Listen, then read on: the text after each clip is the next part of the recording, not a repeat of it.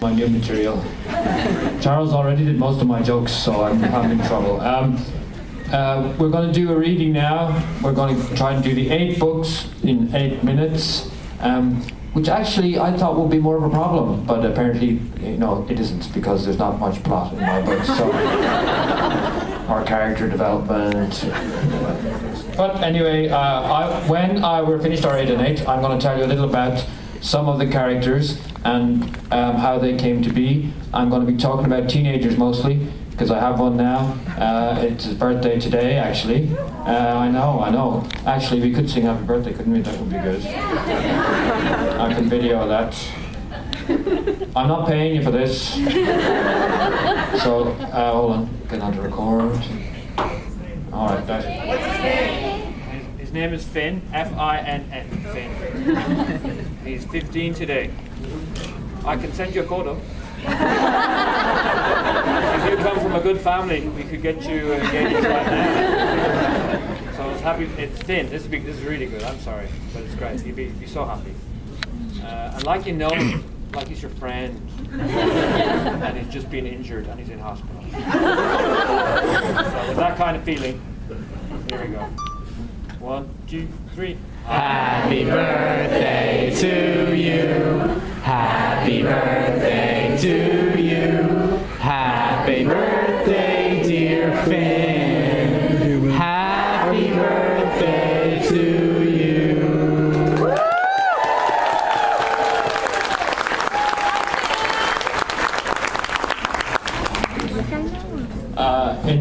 In my sad mind, that makes up for me missing his birthday. I don't know if you'll agree. Anyway, okay, we're going to go straight into this, and then I'll do the talk. So, can I have our helpers on the stage, please? The name is Artemis Fowl. I'm at the start of being something legendary. I will dominate your dirty little planet.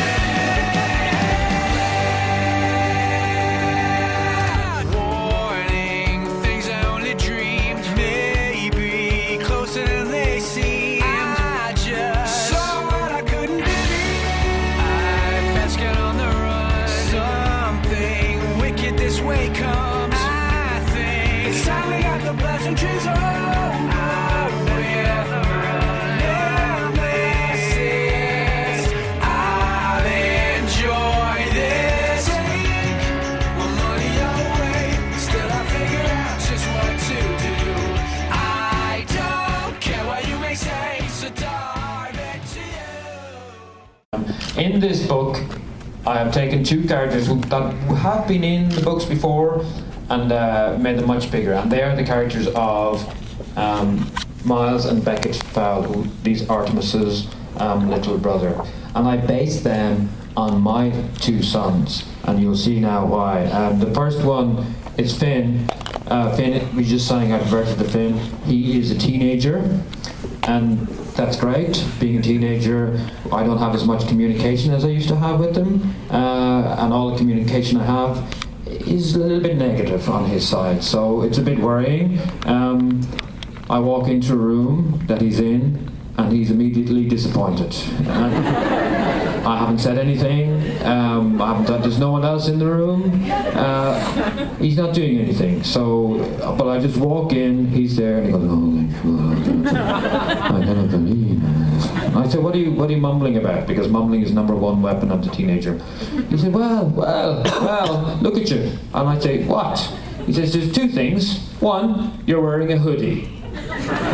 You are 25 years too old to be wearing a hoodie. And 2, you're breathing really loudly. So, if you could just write whatever you want to say on a piece of paper and shove it under the door, that would be fab.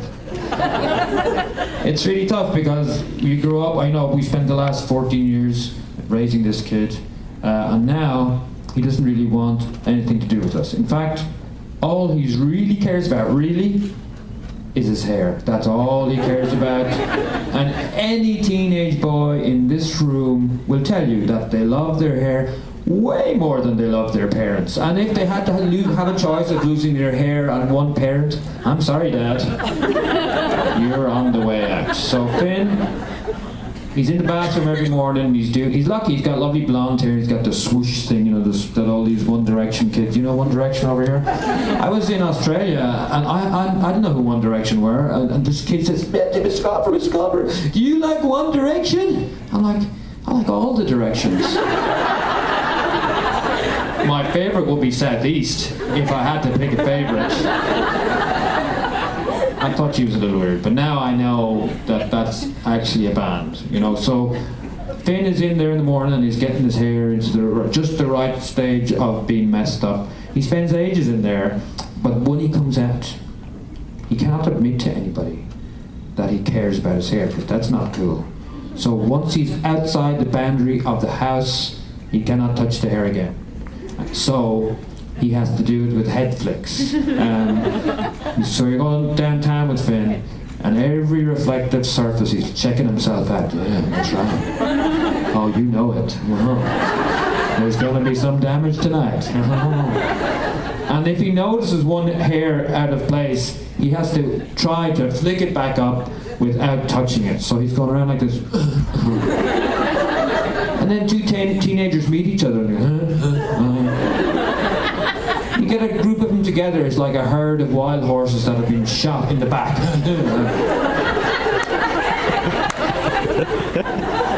It's ridiculous.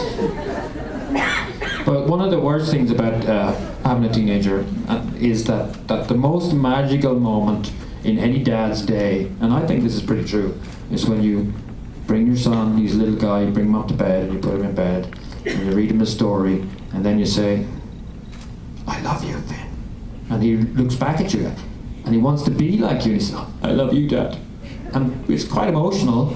Then he goes to sleep and you go off and you winch your wife and you say, he still loves us, honey. And it's great. But just recently, I brought Finn up to bed. Well, I say I brought him up to bed. I forced my way into his bedroom. And I pushed him onto the bed.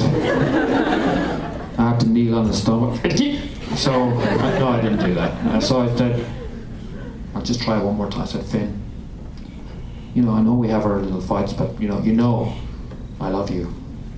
And he looked back at me. I said, Finn, I love you. And he said, whatever. Now, it was bad enough not hearing I love you, but to hear whatever in the style of Hannah Montana was the ultimate blow. And it was like a Disney Channel, whatever. So I went into Jackie and my wife said, Jackie, he doesn't love me anymore, he wouldn't say it. And she said, he tells me all the time, I'm the favourite. But I thought I had him back there a couple of months ago. I thought I was going to get one more I love you out of him. We were on a plane and I was struck by a virus. We were going from France to Nice to Dublin. So Jackie and I were on one side and it was a small plane and two boys were over there, they were watching a movie. And all of a sudden, I was just, boom, gone. I was lying over, thrown up all over the person in front of me. Sorry, Bono. It wasn't Bono. I hope. So, and I was incapacitated. I thought I was going to die. And the stewardess came down, or it was a steward actually, and he picked me up like a little baby, which was quite embarrassing, and carried me up to the bathroom. I whacked everyone's head with my feet, put me in, and I was there for about an hour. Then he brought me back out, sat me down, gave me oxygen, an injection of something, I don't know what it was, and a big oxygen tank. So I'm sitting there feeling very sorry for myself and sick, but also thinking, maybe I could get a bit of sympathy here. Maybe I could get one more I love you out of Finn if I play it up a bit. So I was like, oh, I can see a bright light. I see a bright... Oh, that's the window. Okay, I'll just put that in. But I'm still very ill, even though it's bright light. I think this is the end. Finn, nothing. He just left me there like a little pale Darth Vader.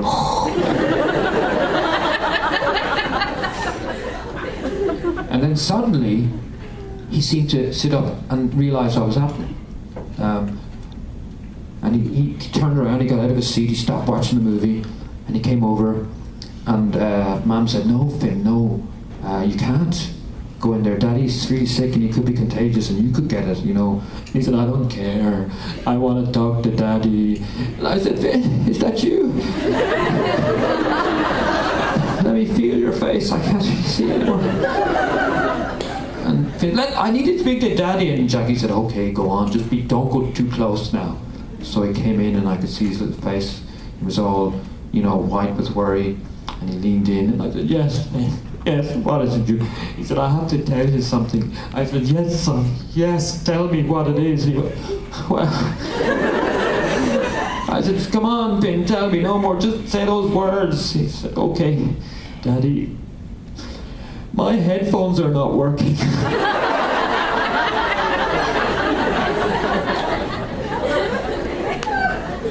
Because teenagers have this amazing ability to not have a clue what's going on around them. Or basically, there's a switch back, they just switch it off, they can't hear anything anyone is saying to them. And little kids do that as well. I remember my little boy, I was given out to him one day and I was really being, you know, I know you're not supposed to shout at kids, but I think it's okay to shout at your own kids. But I think you should only shout at your kids when you're angry. I don't think this really loud parenting on planes should be allowed. Okay, honey, we're going to sing a little song! And nobody likes those parents, so keep that down. Do you need to go potty? Sorry, that would happen to us today. I'm a little fresh, a bit of a fresh wound. Anyway. So this, my son Sean, when he was a little boy, I was going to he had pushed my computer over off the table. I said, Sean, I told you not to touch my computer, blah, blah, blah, blah, blah. And I could see his face glazing over. He wasn't listening. He didn't care what I was saying. He probably forgot who I was. And, but when I stopped shouting at him about for 10 minutes not to touch my computer, I said, well, do you have anything to say for yourself? And this is exactly what he said. He said, I wish that I had a finger made of toffee because when I'm finished sucking it, I could stick it in the air and catch flies. What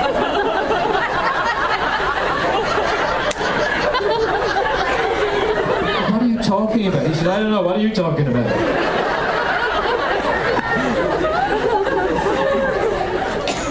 So Finn, I based the character of Beckett on Finn because like he's a bit crazy, and then but Miles is Sean. Miles is kind of very smart, and he can get out. You have to be really specific with Sean, with your instructions, because if you don't give him the right instruction precisely, he will get out of it. So say for example, I wanted him to wait here. I couldn't say wait there, because I would come back and he'd be gone. And when I found him eventually, he said, well, you said wait there. I thought like I am there. No, I said wait there. No, that's wait here. Wait there is like the world. Anywhere in the world. You said wait there, I'm here, I'm there, I'm in the world. God is everywhere, I'm everywhere. What? Are you saying God is wrong? Is that what you're saying now? And I'm starting to bleed from the ears at this point. My wife can tell when I'm just about to explode because, you know, I'll be, and then she'll come on, sit down, honey, sit down, and he rubs my head, now. Because so I would say to Sean, okay, I want you to wait on that tile there. This tile here? Yes, that tile, get on that tile. Put your feet inside the tile, stay there. And as soon as he's on the tile, he'll try to get off it, so say. What if there's a cat there?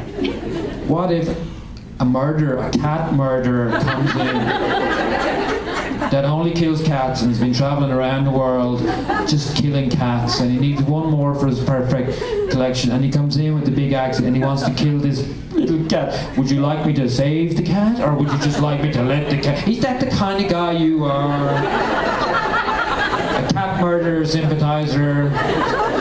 Because I can update your Facebook status if you like.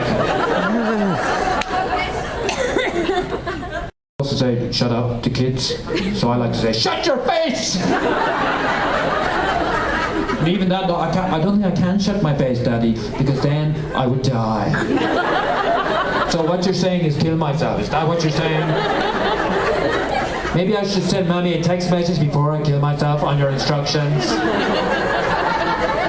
I distinctly heard Mommy saying, I'll see you later. I don't think she meant lying down and dead. So I'll have to go in and sleep, for a while. Sean is into three things. He's into volcanoes, trumpets, and tennis, and especially trumpets.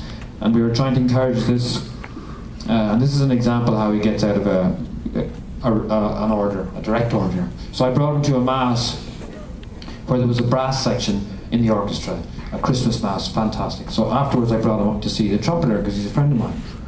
And Sean was mesmerised by this trumpet. And the guy said, look, I can let you see the trumpet, but I can't let you pick it up because it's $10,000. And I said, oh, that's of course. No, you can't pick it up, Sean.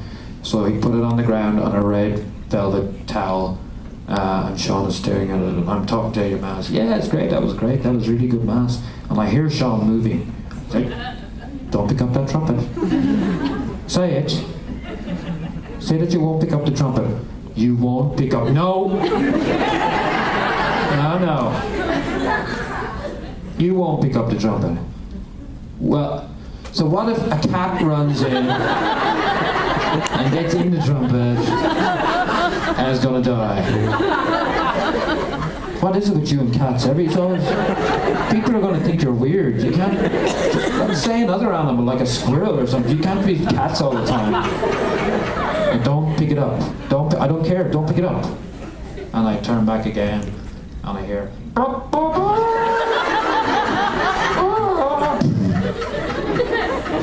my gosh. Here we go. Okay, mister. And he's lying on the floor with his mouth to the trumpet. I said, what did I tell you? He said, you told me not to pick up the trumpet. What, is your memory going as well? I mean, do you want me to guide you home? What's your problem? I didn't pick up the trumpet. You should be proud of me. So I based the character of Miles on Sean, who's going to like the next Artemis Fowl is Miles Fowl. So there's other characters in the book. Apparently I'm in the book. I didn't realise this. My wife read the books and she said, oh, I see who you are. I said, what? I didn't put myself in the book. She said, there's a fella here called Foley who sits at his computer all day and thinks he's hilarious. Oh yeah, clap my wife. Clap my wife insulting me, thank you. She's at home drinking champagne, I'm here working, clap her.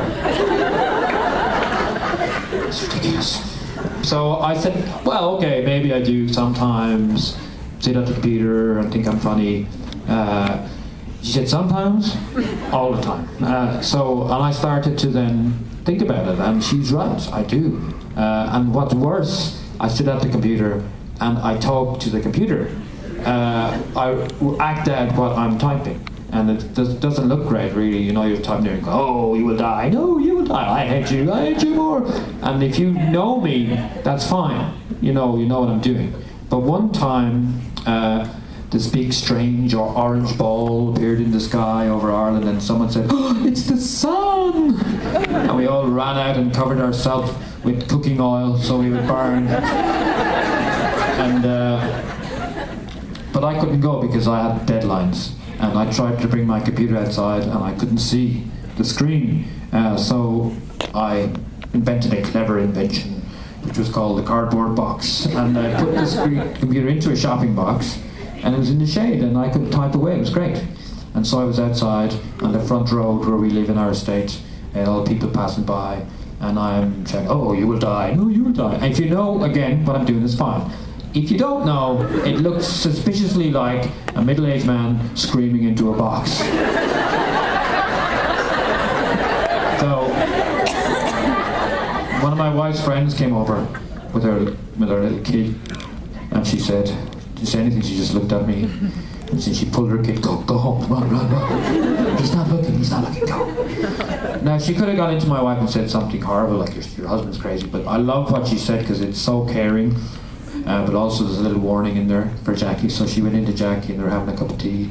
She put her arm around Jackie and said, Jackie, I will always be here for you. Basically saying it's inevitable that your husband is going to be gone soon.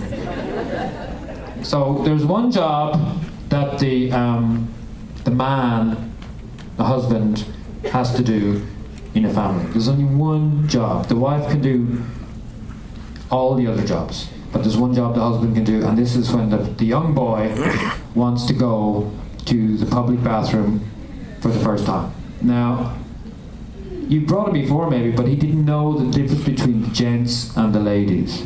But now he knows that the ladies in the sign will be wearing a triangle, and the gents has a ball for a head and no neck.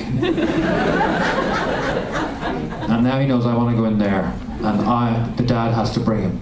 So that's traumatic, because that's all we have to do really. We only have one job. If you get that wrong, you're a failure as a father, as your kids will tell you every day for the rest of your life. So we were out in a French shopping centre, and Sean could say he could say loads of things, but he said these two things, and this is a bit rude, I apologise. But it's educational, so, and I'm Irish, diddly, so you know. Can't take offence, can you? Okay, now. So he would say pee if you wanted to pee, and poo if you wanted to poo. And it wasn't the word as such, it was the repetition, because the more repetition, the more urgency. So if he said one pee, that's fine. You got like 5 minutes, stroll over. If he said 2 peas, okay, it's getting a bit close now, you better get a move on over to that bathroom. If he said 3 peas, you just pick him up and throw him on a fountain. And you never wanted to hear the triple pee pee pee poo poo poo, because if you heard that, you just stuff him in a trash can and run. And you deny the jury. And is that your son? No, there's a cat over there. I gotta find the cat. So one day we're out, Jackie's off shopping, and I have Finn and Sean says to me, Daddy, pee pee. I said, wait now. Was that a double P or 2 single P's? He said, PP. I said, you have to leave, if it's 2 singles, just leave a big pause, more of a pause. It's hard for me to interpret it. He said, well, it's 3 P's now. I said, okay, come on. Now, I was a bit traumatized. Now, you ladies don't understand this, because in your experience, public bathrooms are lovely places that smell of pine. And you go in, it's clean, there's probably someone dancing around on the tiles. You look in the mirror and guess what you see? Yourself! It's fantastic. But in a boy's bathroom, it is a different story. First of all, you open the door and there's like a yellow miasma, and you can feel it sticking to your clothes as you go in. There's very suspicious bubbles in the lino. The piles are all rusted and there's wee on the ceiling. Someone's been playing fireman in here. All the men laughing, yeah, we bet that. Like, I don't know, I've never. So, I was a bit worried that it would be one of these places, and so I opened the door, and it was fantastic. It was clean. I couldn't believe it. I said, this is a good place to start. So I brought him in, and there was a little toilet for the little kids, and so I pulled down his little pants, and it was a little square of astroturf underneath it for him to stand on, so it'd be cool. I don't know, Sulkage maybe. Anyway, so he's standing there, and I said, okay, pee. And he's looking at me. No, I've no idea what this is. I shall not pee. He didn't say that now, but his eyes. I said to Finn, can you believe this? And he went, love you. I said, oh, great. No, not you, the mirror. I'm talking to the mirror. So I said, come on, Sean, pee. He said, I can't pee here. Look, it's something to do with soccer. Look at the grass. And Finn, this was cracking Finn up. He was cracking up. You're the worst dad ever. You can't even get a toddler to pee.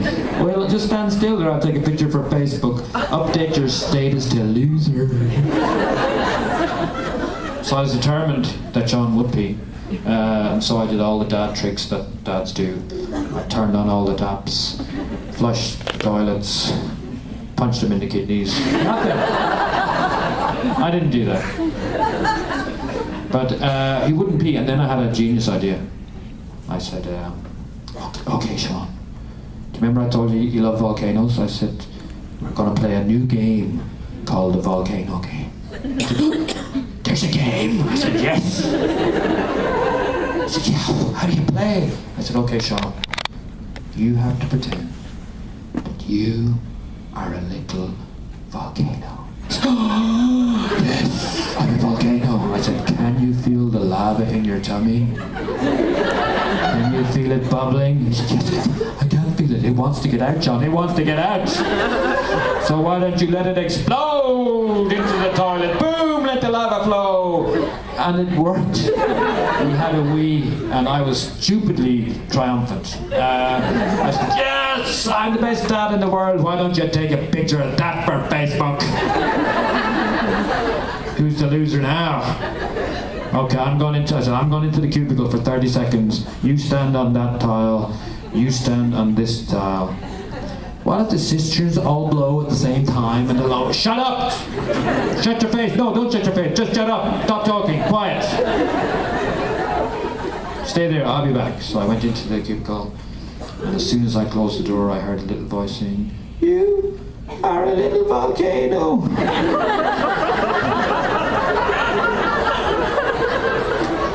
I tell you, I gave serious consideration to climbing out the window.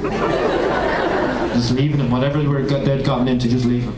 But I couldn't, so I went out, and there's Sean standing behind an old French guy who's trying to have a wee. And he's going, "You are a little volcano, French guy. Can you feel the lava in your tummy? Let it explode! Boom!" And then he turned to me and said, "Do you want to take a picture, Daddy?" So, we are banned from that particular bathroom. But I love them, really, I do. Oh, we have to take questions now. So, if you have a question, please, there's a microphone right there. You can line up at that, and I'll take as many as we can. 5. 5? 5. Okay. Yeah. That's like, well, 5 is like 2 hours talking for me, so. 5 questions. Just tell me your name when you get here, and then, in case I have to sue you at some point. You should go up and see what Darvis means. Don't be nervous. It's already up there. Hey, I'm Maggie Armstrong. Hi, Maggie. Hi. I was just wondering if you had any advice for young writers. I do have advice. Most people who say they're writers are actually talkers, and I don't mean that in a bad way, but the hardest thing about writing is the actual writing. So you have to be prepared to sit down for a few hours every day. So you know all the advice about reading every day and writing a little bit every day, but the one thing sometimes people don't tell you is that you also have to listen every day, because all your ideas come from your surroundings. So when you go out in the schoolyard, for example, or at the restaurant, and you're sitting outside, and your funny friend, everyone's got a funny friend, says something hilarious, what happens to that thing? That thing just sort of flutters away like a little butterfly, and it might land a few more times, but then it's gone. Unless a writer hears it and writes it down and puts it into a book. So I would say to any young writer, watch what's happening around you. Not like this. Like sophisticated. Like you're not really watching. Otherwise, anyway, that was never proven, and I'm out of prison now. So be aware. Be aware, because the world is your oyster. Okay? Thank you. You're very welcome. My name's Wyatt. Hi, Wyatt. Do you have a favorite Artemis Fowl book in particular? No. Next. No, I'm kidding. I'm kidding, Wyatt. I do like the new one, I think, because I put so much work into the ending, and because the ending had to be perfect, and I've been getting a lot of positive feedback from the fans about that, so I'm pretty happy. But I also like the third one. I can't remember the name of it, but I like it because it was the first one I wrote, and I didn't feel any pressure, because the first one was a hit, and I thought, oh my good God, the second one is not going to be a hit. Then it was, so I just relaxed, and I had a ball, and I just enjoyed writing. Okay? Thank you, Wyatt. My name is Riley. Are you Riley? Yes? Where'd you get Okay. the idea for Artemis Fowl? I got the idea for Artemis from my little brother Donald, who was he was like the very mischievous looking little chap, and he would always be getting into trouble, and he still does really, even though he's 42 and an architect. He still gets into a lot of trouble, and he is very happy with that he inspired me to write Artemis Fowl. He even has a t-shirt, you know, I am Artemis Fowl, and he wears it into bars, talk to girls, hey girls. Now, I did brace Mulch Diggums, the farting dwarf, on my other brother. He doesn't have a t-shirt. He's not quite so proud of that. But it's his own fault, because he was little, he was quite windy. Now, one time, and I remember this, because one time, I would swear this happened, although I know it's impossible. He was in his big basket, and like the basket, we didn't have like a crib for every year of your life like you have now. You get a new crib, we just had one big basket, and you slept in that until you were like this, and then you were moved onto a plank. No. But so it was kind of that wipeable material, and I would swear this. I know it couldn't have happened, but I have a distinct memory of this happening. He was down in one end of this big basket, and he let one fly, went whoosh to the other end of the basket. That's not possible. I know it's not possible, but I think it happened. I think he must have used his legs. Maybe he used his legs. Maybe there was a tilt. Now that I think about it, we did used to tilt that basket up. It was for fun, and roll him up and down. It was like a little human pinball. It was fun. Don't tell anyone that. Thank you, Riley. Who's next, Sarah? You said that. What's your name? Daniel. Thank you, Daniel. You said Why is that. it so? Why are we keeping your name first, Daniel? Are you here for somebody else? No. Did really Pearson send you here? No, my twin brother did. Your twin brother? Oh, you got a twin just like the Fowl boys, Bex and Miles. Oh. Yes, you think I was a clone. I think I'm getting a little worried. Do we have any security here? I am an evil genius. You are an evil genius. Okay, well, Mr. Evil Genius, what is your question? You said that Miles was a ton like Artemis Fowl. Are you planning on making a series about Miles, kind of like Artemis Fowl? You are indeed very smart, young man. Well, it has something I thought about to do the Fowl twins and see what I could do with that. So I'm not discounting that, but I haven't any immediate plans. But very good question. And why are you concealing your fingers from me? Because I might accidentally hurt someone. Oh, they're lethal weapons. I must keep these under my armpit, lest they kill you. I'll be your co-author. You will be right. Well, that's very decent of you. I'm Trey. Hi, Trey. In your own time. Floor is yours. How do you get the spines made up? How do you get the spines up? How do I get this? I mean, like. Did you put this together in your head before you talked? Oh my God! The voices are telling me to kill everybody. No, Satan, no! Come on, Trey. Take your time. I won't interrupt anymore. The floor is yours. Okay, I'm not now. Where did you get the spies and the fairies from? Where did I get the... Spies and the fairies from? Like. Do you know what book I wrote, Trey? Hey! I know what you're saying. Where did I get the idea for the police force in the fairy police force?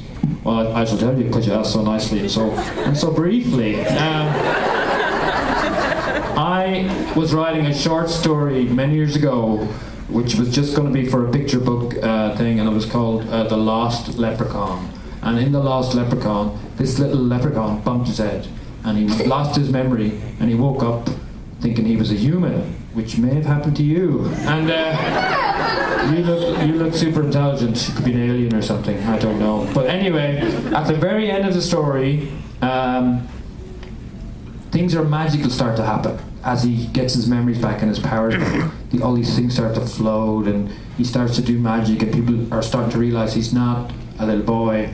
And at the very end, this fairy police force flew in, and they brought him back home. They rescued him. You see? And I thought, oh, there's something good about that fairy police force idea. That's pretty good. What will I call them? And then I said, well, I could call them leprechauns, but what if I spelt it a little different, it could be LEP, recon. And LEP sounds like NYP or something. It sounds like a police force. So something police. So lower Earth, I can't do because that's like Middle Earth. So lower elements, that's good. And then recon can be reconnaissance. And when I got that buzz in the back of my neck that you get sometimes if you get a good idea. And I immediately Googled it to see if anybody else had thought of it. And there were only 2,000 other people, so I thought... No, there was no one, and no one had thought of it. So I immediately started writing on that book, and I realized there's more to this than a short story. So I put that together with the idea of my brother being the mischievous villain at 12, and I got Artemis Fowl. So sometimes an entire series of books can come from one tiny idea. Okay? All right, be gone with you, boy. Thanks, Fred. Okay, I've gone over as usual with all my talkies. I wish I could talk to you longer. If anyone has a question that didn't get asked, I'll be down there for a while, so you can ask me when you come down. But for now, thank you very much.